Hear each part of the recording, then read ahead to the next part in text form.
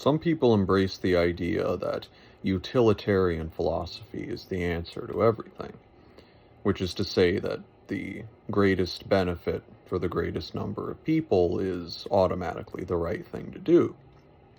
But if we take that on a surface level and we just apply that as simply as that's stated, with no qualifications and no deeper thinking on the subject, then doesn't that mean that anyone advocating for that kind of attitude should just allow all of their organs and transplantable tissues to be taken and given to other people because their sacrifice, the sacrifice of one life, could save dozens, maybe hundreds of lives?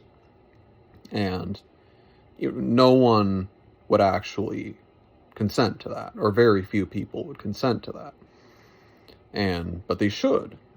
Some people genuinely believe that anything can be justified as long as it benefits a lot of people, as long as it benefits the majority of people, then they will just go along with anything, no matter how dubiously ethical it is.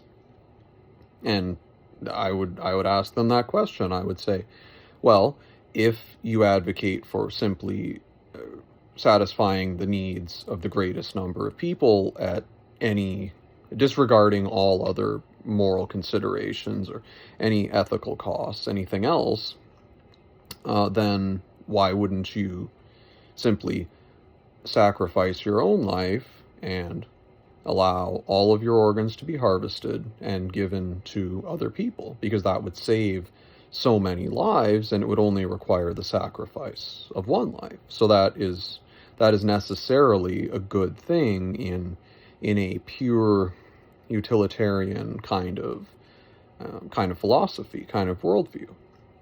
And people would never go along with that, and that's how you know that they're hypocrites.